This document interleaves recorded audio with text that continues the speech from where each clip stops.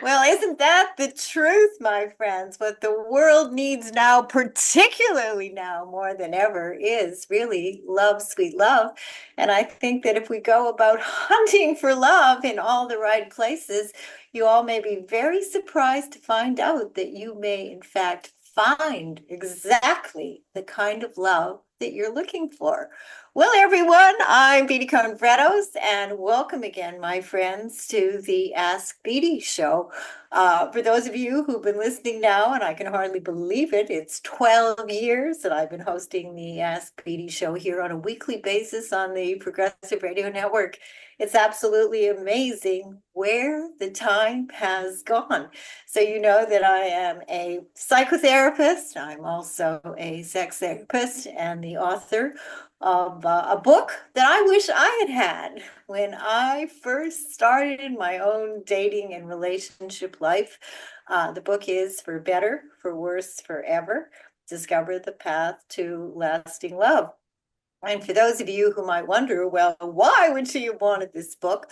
Well, I actually did research with 450 people in the Boston Providence area. And this was it was 1999. So it was a few years ago.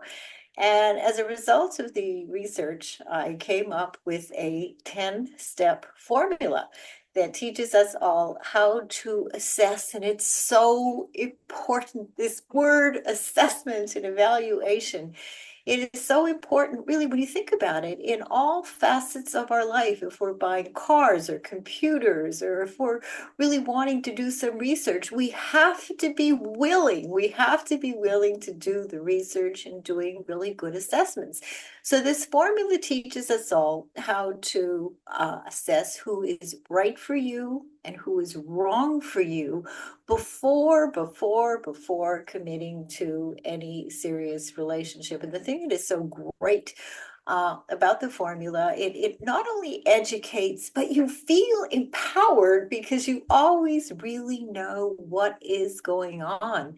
And above all, it keeps us safe. And I know that we all, or many people, you want to fall in love. And how oftentimes you find that you're with somebody who you really, really don't know. And this is why it's so important to take the time and go through this very, very in-depth, important journey of assessment. And, you know, people will often ask me, well, how long does it really take to do a good assessment? And my research found that it takes about a year and that you really can't fast forward the process. Now, obviously, if you're seeing a lot of red flags early on, you're not going to stay in for a period of a year.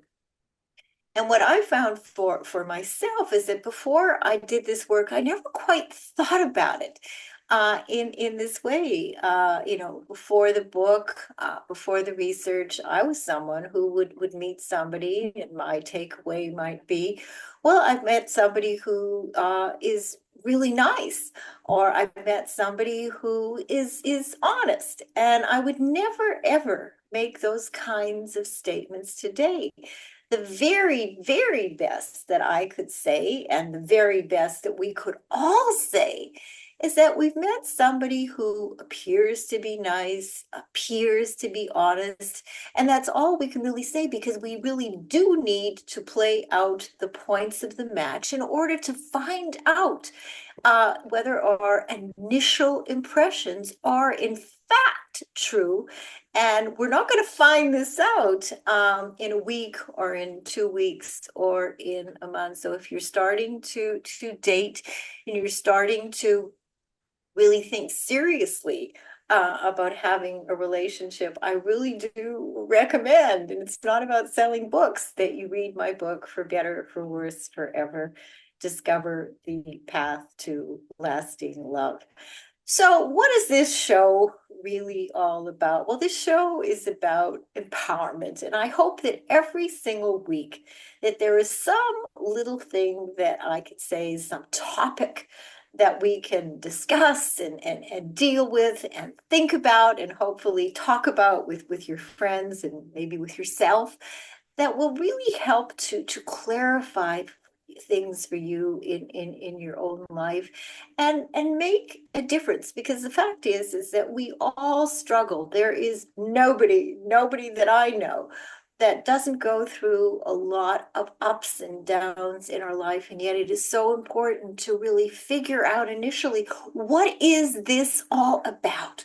What is this depression all about? What is this anxiety all about? What is my drinking too much all about, or using too many pills, whether we're talking about prescription medication or over-the-counter medication? Figuring out, and we don't need to navigate this journey on our own. And once we're able to figure out the genesis and the reasons for the depression or the anxiety or the substance abuse issues, we are then on a way, and we can be on a path to starting to take some positive action to actually then be able to live our life in ways that are in our best interest. And that is a phrase that I use frequently with patients in my private practice in New York City and also in East Hampton, that we actually need to self-monitor ourselves and ask ourselves. And initially, when I'm beginning with people, in therapy, I want them to be aware throughout the day, throughout the weeks, whether or not their actions, whether or not their behavior, whether or not their interactions and their relationships are indeed in their best interest, or in fact, are we on a path that's really self-destructive or self-sabotaging? And we need to know this in order, I mean, that's really the first step in order to be able to then make some positive changes. And, I was going through some literature here that I actually hadn't looked at in a while. And these were tips that I wrote a couple of years ago when I first started to host the Ask Beatty show, tips to improve your daily life. And I remember, when I first met with Dr. Gary Null, we talked a lot, of course, about the importance of plant-based diets and fruits and vegetables and grains. And this is a reminder, about your diet. What is it? Is it the sugar that is consuming your diet, or the carbs? Because these things are really, really, really important, and we ought not to be fooling ourselves. And another thing that I hadn't looked at in a while is that people living in Sardinia. Did you know? And I didn't know before I had done the research several years ago, that they live the longest. So I was very, very curious. What is it that they are actually doing that gives them this kind of longevity? Well, they eat healthily, they interact and socialize. And that is something that I cannot underscore and emphasize. And of course, the literature is very, very clear on the importance of healthy relationships and interaction and socialization. And what else do they do? Well, they sleep 8 hours a night, and they also take naps. So just in these couple of little tips, can you relate in your own life to doing them or not doing them, or thinking about doing them, or procrastinating about doing them? Because it's important. And what about exercise? Well, exercise is very important on all kinds of levels, not just for our physical well-being, but for our emotional and psychological well-being as well. So exercise, ideally every day, including weight training and yoga and meditation and massage and acupuncture. These things, they really do make a difference in our lives, and we have to make sure that we take the time to nurture ourselves and take care of ourselves and be good to ourselves. So what are some of the other things? Well, of course, having supportive people in your life and eliminating toxins. And of course, when we talk about toxins, we frequently think about toxins in our food. And when I talk about toxins, I talk about toxins and toxicity in terms of the kinds of people and the kinds of relationships that we have in our life. And of course, if you've been listening to me for all these years, you know that I have a zero toxicity policy when it comes to people and when it comes to relationships, because a little bit of poison, my friends, will kill you. So it's not just that we have to consume an entire bottle of poison. A little bit of poison will do very destructive things to us, to our body, to our physicality, to our emotionality, and to our psychology. You know, other things that people do to help keep us really afloat and feeling positive and happy. Things like positive visualization and dancing and listening to music and getting out into nature. Have you ever found, if you're feeling down in the dumps, that you just get out and you look at the sky and you look at the trees, and if you're lucky to be around water, and it makes all the difference in the world. Other things that particularly that I have found to be very helpful over the years, of course, is helping others and giving back. And I mean, I've been practicing now as a psychotherapist and sex therapist for over 35 years. And I sometimes wonder, I mean, I've helped thousands of people, but in the helping, I have gotten so much back in terms of being a part of other people's journeys and seeing them being able to do well in their lives. It's given me an enormous amount of satisfaction. Other things that you might consider, getting a dog. What a great way. My husband Jim and I, we live on the Upper West Side in Manhattan, and it seems as if everybody walking down the street, has a dog. And in walking down the street, we're able to engage and talk to the people about their dogs and ask them about the breeds, and just that kind of interaction. And of course, the love of a pet. I think we're very lucky for people who are able to actually have pets and enjoy pets, because we get so much back. And if you're finding that you're alone and you're not in relationships, I mean, think about support groups like a 12-step program. And it doesn't have to be, a program where people have serious mental health issues. I mean, just getting together and hearing other people's issues and having them give you support. That too can really make such a big, big, big difference in our lives. And of course, making sure, again, eliminating toxins, eliminating sugar and alcohol and nicotine and all the things that we learned as kids that are not really in our best interest. And I was reading in the New York Times yesterday that the average person now is spending 7 hours plus on their various different devices. So researchers and of course myself, we are all recommending give yourself a break from your social media and the cell phones, and find ways every day, every single day, to find a balance between work and fun. And again, if you're finding that you're in a downward cycle and the depression and the anxiety and other issues are really getting in the way of your life in relationships, please, please, please give yourself permission to reach out and ask for help. So of all of these things, I'm so curious, all the things that research is recommending and I'm recommending about how to improve your daily life, I wonder how many of these things are you actually doing?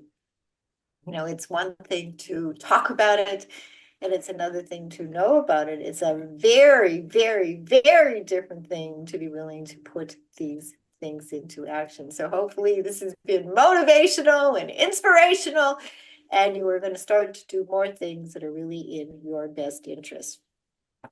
Well, changing direction. Yesterday was Sunday, and I was sitting with my husband, Jim, and was looking at an article in the New York Times. And I was just going through the style section, talking about fashion and talking about weddings. And there is the front page of the Sunday style section, which you may want to take a look at. And this is what it said. Men Question mark. Maybe not. Discouraged by the election's outcome, some heterosexual women are doing more than wearing pink hats. They're vowing to live male-free lives. And this is a story by Marie Solis. So I was saying to my husband, Jim, like, what is this all about? And in the second section of this particular article, there was a picture of a book that said The End of Men and the Rise of Women by Hannah Rosen. Men have, and this is a quote, this is not my quote, this is somebody else's quote. Men have too much power to totally throw your life off. And I don't want that for myself anymore. So, what I wanted to do, of course, is discuss all of this with my husband, Jim Bredos, who is a sociologist and a criminologist and the host of an amazing television show, The Radical Imagination, on MNN. So I wanted the male perspective on all of this because, frankly, I don't know, and I have never known these kinds of disgusting, misogynist men that these women in the article are talking about. So, honey, welcome again to, I was going to say, to the Radical Imagination. Yeah. Welcome again to Weeks the Ask Beatty show. Well, So what do you think about all this? Well, I think first of all we should take a deep breath. Okay, we'll take a deep breath before we even begin. Because, okay. Right. This is still America, and people have a right to decide what sort of lifestyle they would like to follow and so on. And I personally, if somebody comes to that position that they, I think it's called in the article, pessimism. Heteropessimism. Yes, right. Yes. And again, heterosexual males. Well, I've met some of those males that you find disgusting in my course of my academic career and political activism. But, let me start a little lighthearted here by you referred to a lot of information earlier about how the Sardinians are living longer. And right. I noticed that all the things that you went through there, you didn't mention the word sex once. And yes, right. It was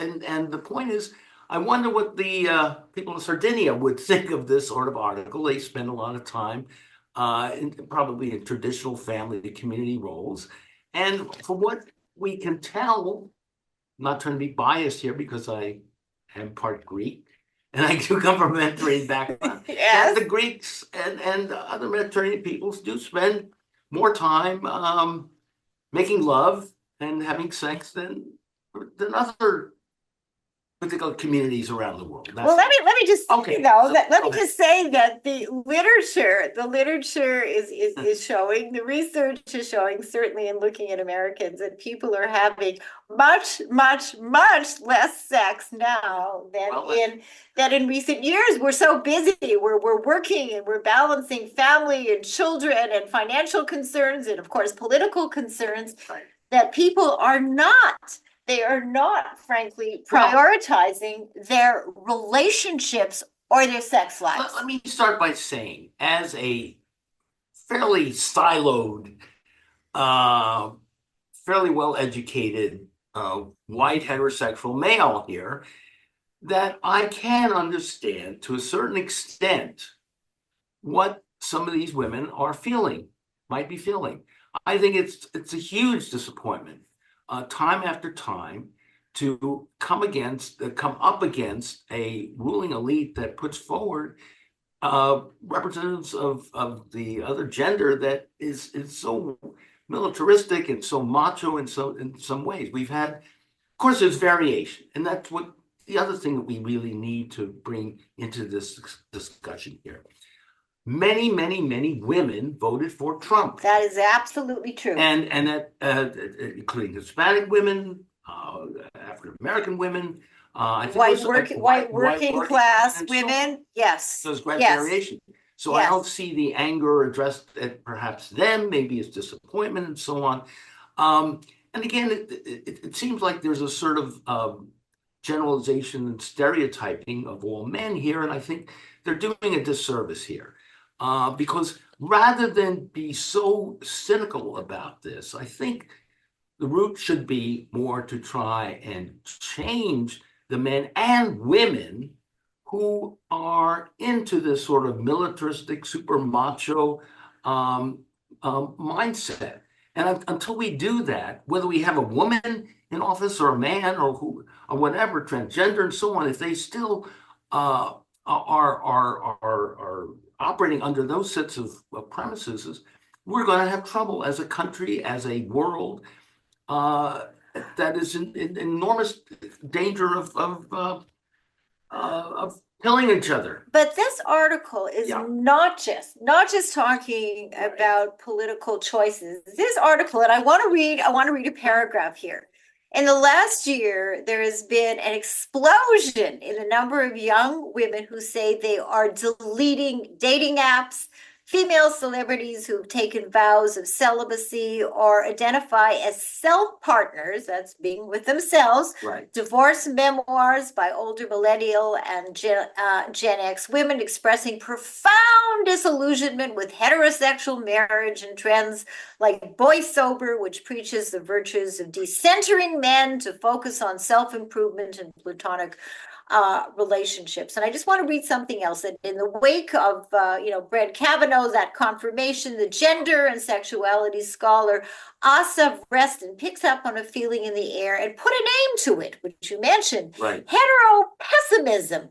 Writing for the New Inquiry, Mr. Saracen argued that the hetero pessimism was defined by performative disaffiliations with heterosexuality, usually expressed in the form of regret, embarrassment, or hopelessness about straight experience. I mean, talk about taking a paintbrush and basically saying, and I hear this a lot in my practice, there are no good men. And that is simply not the case. Well, let's break this down. Where did this survey take place? Among which group of women? I'd be rather curious about It's a good that question. and whether this It's is a good something question. that is very much part of sort of a, if you will, upper middle class, highly educated group on the along the Eastern Seaboard, Boston, New York, again, uh, Washington, D.C., and so on. I don't know how representative it is really of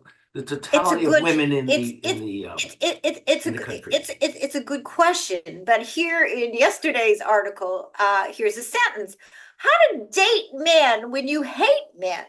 Online women are exhorting one another to abandon men as self-protection. Buying a vibrator or even a gun might not be a bad idea either, Well, a look, few you can suggested. certainly buy a vibrator, get the gun registered if that's what you feel like doing. It's stupid. It's stereotyping old men, and if you want to, it's also giving up a lot of pleasure and love in life. And certainly one can find making the blanket statement there are no good men and so I on. hear this all the time. Well, There are no good men. I've never been able it's to a relate very to that. prejudiced argument. They're no good, whatever you want to fill in the blank. Right, Jews, gays, right. gypsies, Icelandic people, whatever. It's just a stupid stereotype. Well, There's no nuance about who you are upset about. And you have reason to be upset because, we have go reason, ahead. but we also are free to be able to make choices. Now, for example, this was an article that you gave me a couple of hours ago. Some women more than others have that choice. Here was an Go ahead. article. This is an article about women in South Korea and encouraging women, okay, to take action by signing up for a self-defense class. My dad wanted me to take self-defense classes, and I used to box with him in our basement in Winnipeg. Good idea. But deleting dating apps, getting on birth control, and investing in a vibrator, and basically saying goodbye to men, at least for now. Well, if they And want to, they want and to. Let them go ahead. if they want to, So, they want to, but you yeah, have to ask, and I have to put on my psychotherapy hat here for a yeah. little while. Where did this all begin? I mean, I was lucky that I had a really wonderful, gentle, sensitive, compassionate father. And as a result, those were the kind of men when I started to get out into the world that I was interested in and that I was attracted to. It was never the Donald Trumps. It was never the Elon Musk. It was never those kinds of misogynist dictator type man ever. Well, if I do, And with all respect, I mean, again, your audience knows this. You grew up in a very, very menschy Jewish community in Winnipeg, so you wouldn't have found a Trump or a Musk up there necessarily. but I have to say, my father's brother was very Yes, much very much a very a Jewish Trump, successful Jewish Donald Trump like, dumbfounded yes, bully. figure. But I think that so often it really does begin in the beginning, what we learned, what True. we were comfortable with, what we felt connected with, and who we felt connected with. And But what's so interesting, Beatty, is what made the difference between your father and his brother in terms of their manhood. their family dynamics, obviously I had heard, and I didn't really get to know him because my grandfather died when I was, I think, 1 or 2 years of age, but he was a dictator.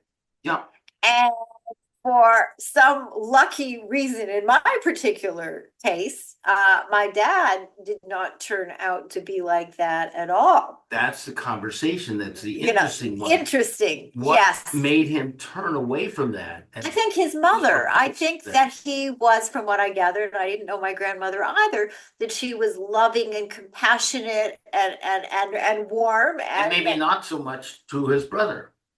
Oh, we don't know. we don't That's right. know, but there were, what was interesting in that family, there were three brothers and two sisters, and both of the other brothers were pretty misogynistic. Yeah. They were domineering, they were tough. Their children, my cousins, would have described them as very much more the dictator type father, and I guess I got lucky. But if But we your father got lucky somewhere along the line. There right, was some sort of role model or something turned him, or he perhaps overcompensated, or I for don't what he know. went through. Human behavior is very, very complex on this. But I over. guess people make choices too. If we're consciously aware of what it is that's going on, and oftentimes we're not consciously aware, Mhm. we're then able to make choices. Like women are able to make choices if we are assessing and using my formula, and we are seeing somebody who's, a misogynist, and somebody who's a dictator, and somebody who puts us down, and somebody who isn't loving and respectful and compassionate. We as women, we have a choice to make whether or not we want to stay in that kind of a relationship or not. Some women have more of a choice than others in all of this, is the way I would put it. Or be by oneself. Well, Or be by oneself rather than put yourself into a lion's den. and if we're dealing at a level of meta-analysis that we live in a largely still patriarchal society, We do. we do, okay, that takes a variety of forms in a variety of different cultures and ethnicities and religious groups and so on. So it's complex. Human behavior is complex. But we have choices, Jim.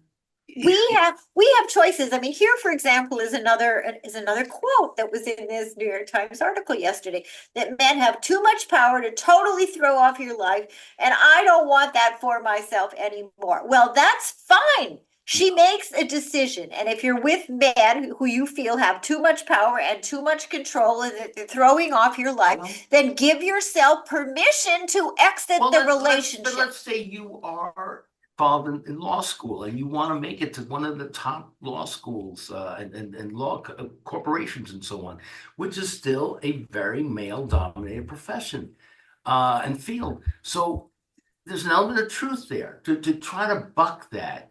one needs to have an inner resiliency that's very powerful, and there's a certain price one pays for that, if Then, that's in fact what you then want. you can file a complaint if you're talking about being Well, in a yeah. college. You can file a sexual harassment complaint. Well, You can file an abusive type or a harassment complaint. well, I'm talking about a field that's dominated by a certain type of macho men, let's say, and you're trying to compete within that, and so the forces are very much up against you. However, you fight through that and you begin to remain whole in that experience and try to get more like-minded people, men and women in the field to change that. Right, but now that and that's true, and it's much more challenging if you're in an environment where you don't have that kind of control. Right. We weren't able to control the election, even though, as you said, Jim, so many working class women and also yes, and Latinos and working class men, people without college degrees, did in fact choose to vote for Donald Trump. But if we're talking about in our personal relationships, okay? Can I go back? Still, one more point on the political matter. I don't think that might get trouble on this, but Harris was a particularly good candidate, especially as a woman. I think we could have had someone else who could have brought more uh, to the campaign. She had only a few weeks to prepare. Well, that was part And of their that fault. was, yes, They didn't open it up to a primary, which would have strengthened her probably. But that's again the water under the bridge here.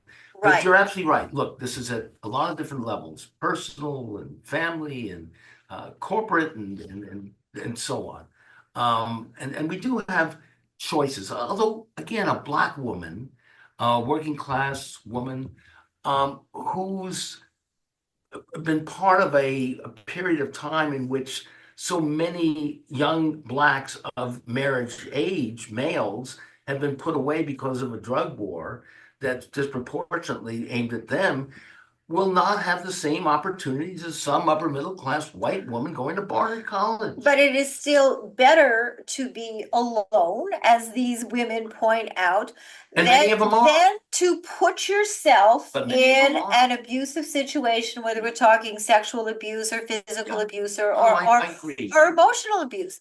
So, Yeah. I mean, again, when you look at, articles and people talking about, he did this or she did this. I mean, I've written so much about what is it about us that in our personal relationships, okay, we can't control what's going on in the Senate today or in the House today, but we can control to a large degree who we are choosing, Jim, to spend our life with or to have a relationship with. And if the relationship is something that is looking to become toxic, Or not having a relationship, or right, we have options. which more and more women have opted for, correct? We Marrying later and many not getting married. Well, and then you look at the domestic violence statistics, which haven't changed at all, and which continue to go up, where 3 women are killed every single day by their so-called intimate partner. And this is why, my formula and my program about, teaching people, women, never make a mistake in love again, is so important, because it seems as if with all of the self-help books and coaches and therapists and life coaches, that people still don't understand that we, number one, have to be in a good place ourselves, emotionally, psychologically, psychiatrically, and work through our issues as best as we can, so that the relationship, in fact, is the icing on the cake, and that we are still the cake. And if we don't want icing because we haven't found a good flavor, then that's okay. And we have to have clarity about what ingredients go into a successful relationship. And if you're meeting somebody and this person you're starting to see is anything but who he or she appeared to be, then it is up to us to extricate ourselves from toxicity of all kinds as quickly as possible, and not to blame the other person. We aren't victims, and I'm not talking about children. I'm talking about adults. where we have a role. We dance the dance, whether we're dancing a functional dance or whether we are dancing a dysfunctional dance. And I don't want women to start to begin to see themselves as these little victims with no power, and therefore the answer is to throw away all the men. It makes no Well, sense at all. I think for them, I think they are trying to gain a sort of power over their lives by doing exactly what you just said, is to remove themselves from Okay, that if that's competition. if that's what they Or, want to do. well, that's how I started this, by saying Right. that. No, no, that's If fine. they voluntarily decide that that's what they want to do, more Absolutely. power to them, and Right. so on. I'm also talking about structural and larger scale changes that overlap and do impact on the family life and on one's choices. And I would hate to see so many women, and I don't think this is something that so many women are really going to necessarily be attracted to. In any case, I don't think this is the role for women to now, or anybody for that matter, in the face of the horrors that are happening and that will be happening, to just opt out and to go into some sort of more narcissistic uh, worldview. I think this is the time to resist, to offer alternatives and vision. And let me also say that the real power that they can weigh on this situation is the power of love, and the power of radical love, and their own sexuality. And I think that can be used in a very positive way, and not, I think I think I agree with you. I think we both agree that this is counterproductive. It only creates a sort of bitterness among men too. I It's just think a that this self-destructive cycle. I think that that's really the word, the bitterness. I mean, I'm reading here the original 4B, for example, talking about marriage. It's fine. You don't want to get married? Great. You don't want to have children? Fine. You don't want to date? Fine. You don't want to have sexual relationship? Fine. Okay. But I do wonder, what the consequences of all of that are, whether there is bitterness and disappointment and resentment. But the Times article also goes into the variations, the nuances within the so-called feminist movement. And we've had Nona Lanowitz on our shows, our respective shows, a couple Yes. times. And Nona, Her mother is is a quoted. mother, is Her Ellen mother, Willis, yes, and yes. represents a more pro-life, I should say, pro-sex and pro-love viewpoint within that feminist tradition.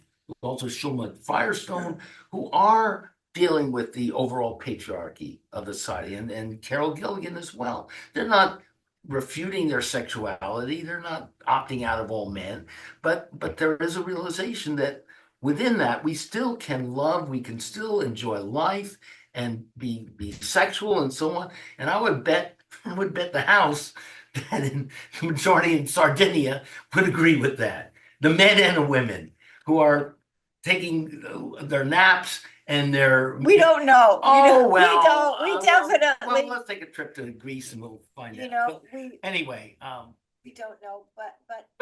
but the article points out that the Dworkin wing of this, the also the anti-pornography business. I okay. understand on both sides Fine. here, but again, when it comes down to it, I'm in my silo advocating as a male heterosexual, the power of love and one's sexuality and one's inherent goodness, and trying to bring that out within yourself, as you say, and make the good choices where it can express itself with a woman who is also uh, where you're at as well. And I think that's the best we can do. Well, I think that the point is, even though in my therapy sessions, I'm continually hearing, about the fact that there are no men. I hear women in New York City telling me there are no attractive men in New York City. These are the kinds of statements that I hear from educated, smart women But who would it are be wrong single. if men would say the same thing? Well, they probably do.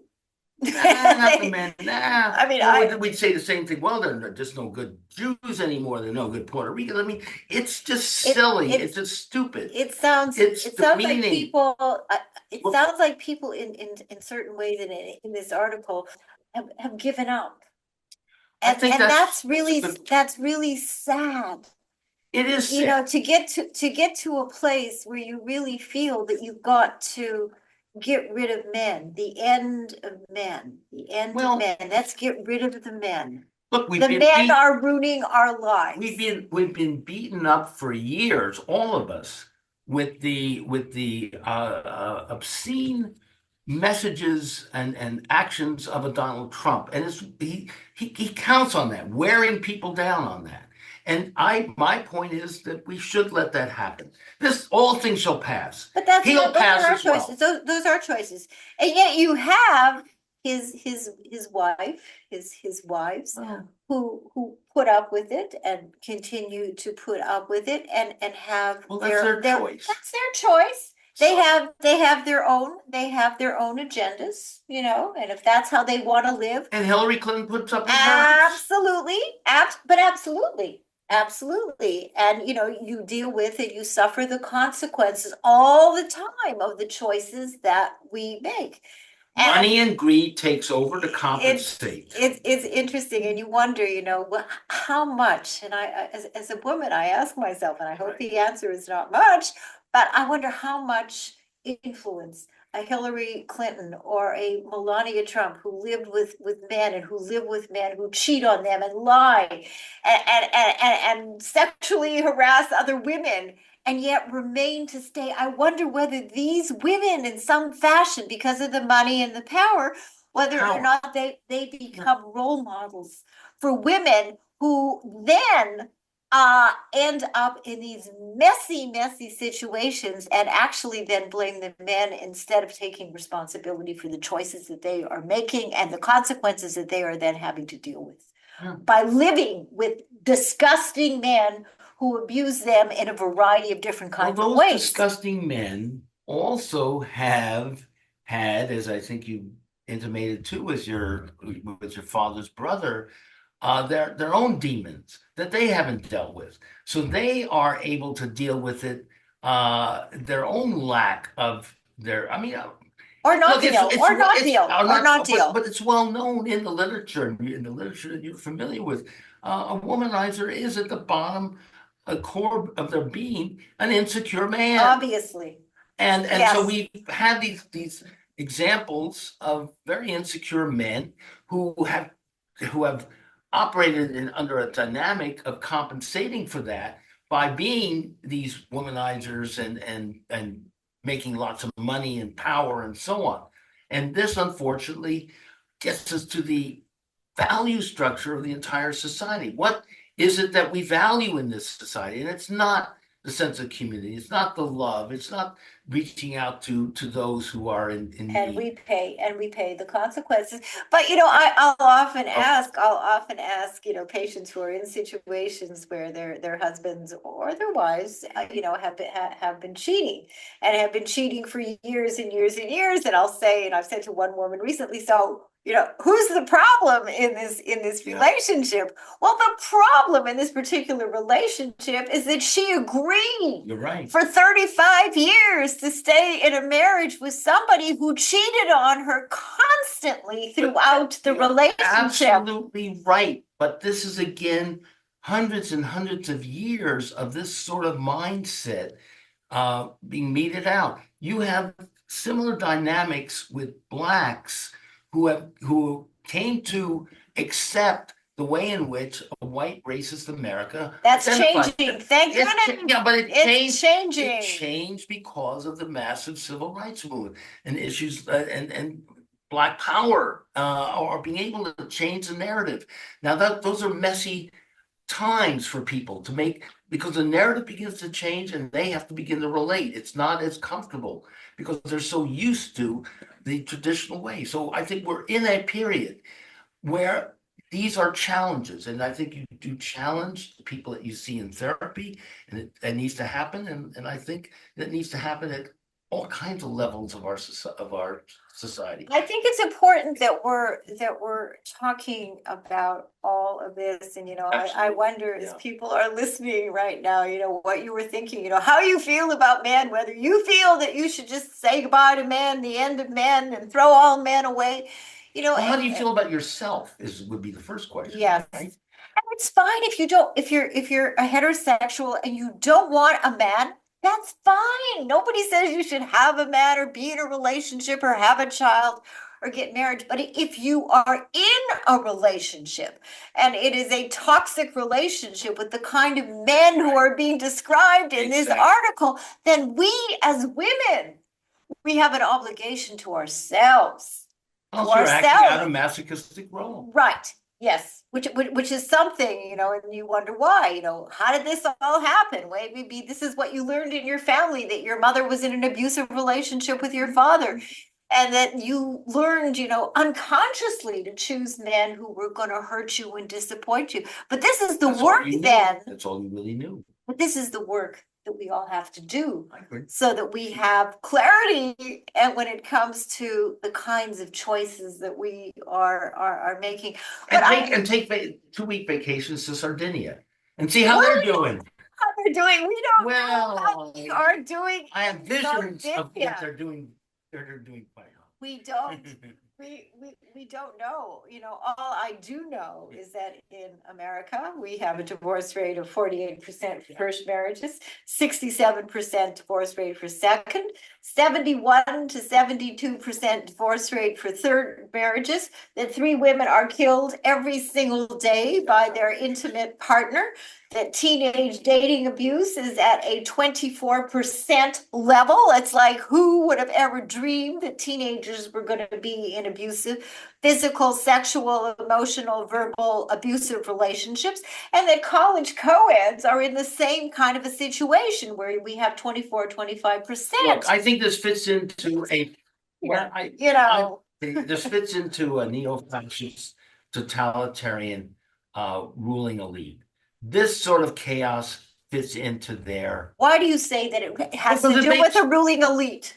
Well, because I think it's to their advantage to have everybody all scattered around at each other's throats and being self-destructive and so on. That points the finger away from them. And that's what we need to concentrate. What's going on in our Ivy League schools? What's going on in our health system and in our economic corporate world and political world and journalism? I mean, there's so much to scratch the surface on and and I think that in a funny way, the blessing in disguise, not a blessing, but with Trump, this should motivate more of us to begin to understand the narrative. Will it? That remains to be seen. That That only does remains to remain be seen. The other thing that is so important, of course, is education. And I promised the listeners here on the Ask Beatty show that I would keep them posted about the response to my outreach to schools and to universities about teaching the students about healthy relationships and teaching them my formula. And so far to date, everybody, the response has still been poor. And yet we continue with the same dynamic.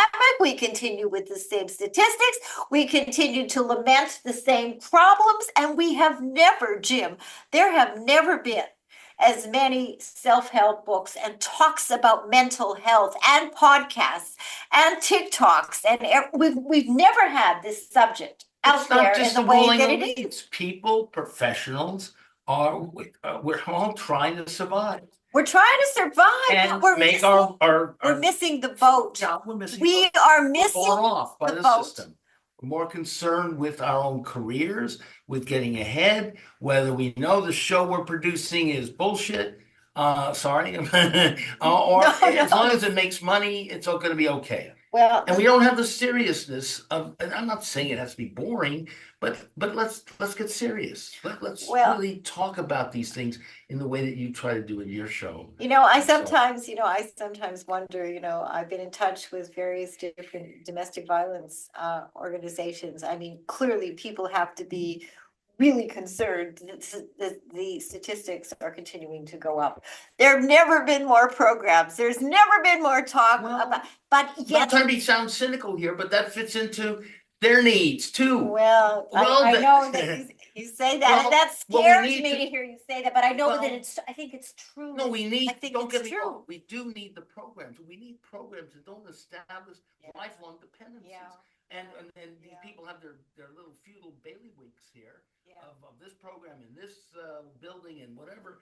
Yeah. And they continue on and they grow and they get more charity funds, philanthropy funds, and so on. I think And we they're fool building. ourselves. I think we fool Well, ourselves we want to create in independent all people. kinds of ways. Yeah, we All I know, right. and I say this again because I like leaving people with good news, with good evidence-based news. And I still say, and people who've been listening to the show, they've heard me say this a million times, that there are basically three things that you need to do if you ever want to have a successful relationship. And the first thing is really getting yourself together and making sure that we're not entering these relationships out of need and fear and desperation, and that we're in a good place, and that the relationship is truly the icing on the cake, and that it is not the cake. It is an addition to the cake. We need to be the cake. 1,000% We need to be the agree cake. with you. But I would add one other little thing. What is that? That this is not the easiest thing in the world to do. No, to it's fix. not. That's what, It's not. and you said that. But It's what not- what's easy in Right. life? I've said to my audience that, I'm someone that has issues with the changing of seasons, and I can get a little low Yes, I noticed that. you notice that a lot. Yeah. When there isn't sufficient sun. And it is not easy. It is not easy for me every single day to be mindful that I need to get on the treadmill every single morning to get myself going. Otherwise, my mood is not going to be what I want it to be, that I need to eat carefully, that I can't consume a lot of sugar, that I have to go to bed at a good time, that I cannot watch a lot of stimulating movies before. And God bless you, but you've been traumatized. Look, I've never been to Winnipeg. Maybe we'll go visit. But man, I can only imagine. I mean, this is above North Dakota. I've been gone a long time. I've been gone a long time. But there's a certain, seriously, Jim, and of course, I love you and I have your support, which makes all the difference in the world. Right. But it is about self-discipline. It is about really staying the course. And there are certain things that we all need to do. And of course, we need support. And I was writing in one of my dance papers articles, support doesn't mean 1,000 people. Support means maybe one person, who can call you or can take you by the hand and can say you can do it when things are really, really tough. But there's a mindfulness. There is a self-discipline that we all have to somehow find a way to internalize to keep us on track. Absolutely right. But what we need to also understand is a society that cultivates that puts a premium on not just transactional relationships, which is what we've been talking about here. I agree. But if we don't have the society, and we do have a Donald Trump, and we do have an Elon Musk, and we do have a Robert Kennedy who's going to be the health person, whether he knows anything at all about health, really remains to be seen. We still have to have a personal responsibility within ourselves to be able to figure out, with help, without help, what we need to do to be able to live our lives in ways that are in our best interest, which is why I ask patients all the time to monitor themselves throughout the day. Is this good for me? You can overcome the catastrophe and chaos around you. Yes, we can't control. It's like the AA adage. We have to know the difference between the things that we can control and the things that we can't control. And it's important to know the difference and put our energies into taking care and controlling the things that we have control over in our lives. That's all we can do.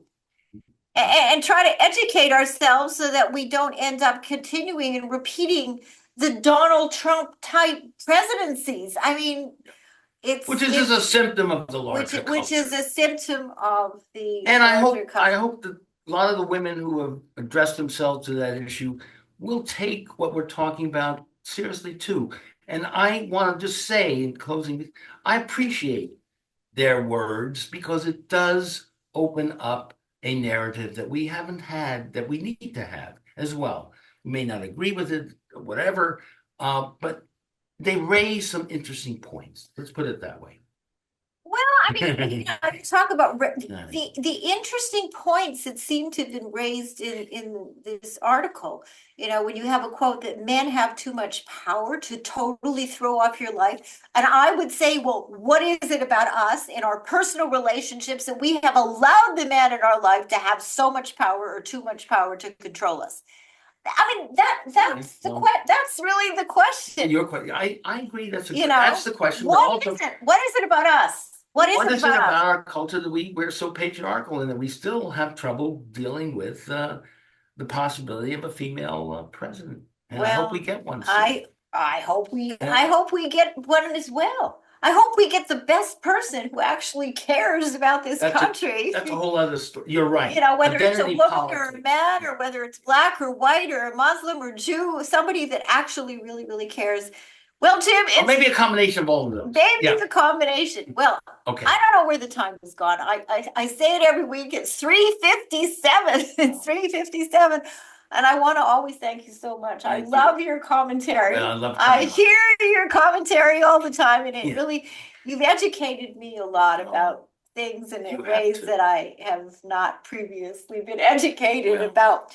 So everybody, again, I want to thank you so much for listening as you always do. And as I said at the beginning of the show, I do hope that there's some little thing that, you've heard today that can make your day, can make your week, can make your days better and more positive and more constructive and more productive. And I want to leave you with my two weekly messages. The first, of course, which is what the theme of this show is about, is making sure that you are doing whatever it is you need to do to be living your life in ways that are in your best interest. And if you're not sure what that actually is, I really suggest that you find out, because it can make all the difference in the world to have clarity about what is good for you and what's not good for you, and knowing the difference and being able to make the shift.